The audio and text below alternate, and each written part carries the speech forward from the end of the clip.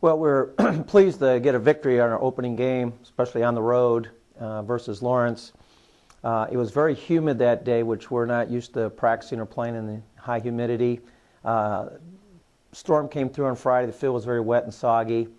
So the playing conditions were a little bit, for us, not what we're used to in the first half. But we scored to close out the first half, went ahead 14-13. Then the game became tied 21-21.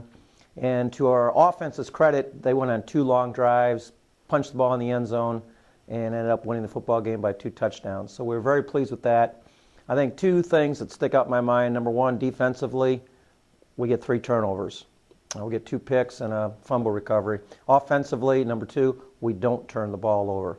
So we got a 3-to-0 ratio in turnovers. And to me, that was probably the difference in the outcome of the game.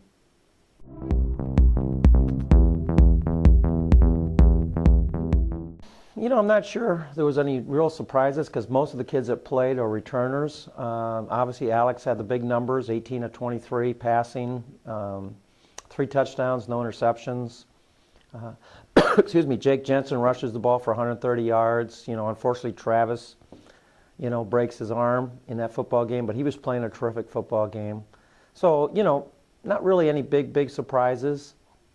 One of the things that also I thought was a factor in the outcome is our offense had the ball for just over 40 minutes of a 60-minute football game.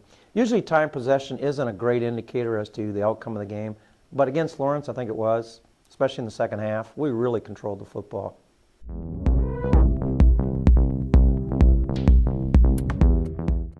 Personally, it doesn't matter when we play them. Where they're inserted into the schedule is not a factor with me personally. At some point you got to play them and you got to beat a very good football team. They've been the class of that league, the southern portion of our UMAC.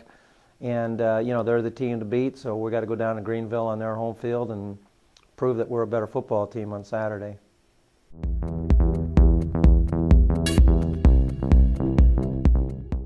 We expect strategy-wise very similar schemes, both offensively and defensively. When you win the conference and you've had success the last 2 or 3 years, you really don't tweak too much. You fine-tune it. So we expect to see the same type of defense that we've seen in the past, 3-man front, 4 linebackers, 4 secondary people. They're predominantly a running team on offense. We expect that to be their main method of moving the football down the field. So I don't think they're going to change too much. I know defensively we counted 7 guys that are back that played against us significantly last year on their defense, and I think their offense, they've got 2 or 3 back that played against us significantly last year. So it seemed to be a little bit lighter on the offensive side of the ball for Greenville in terms of returners that played significant time last fall.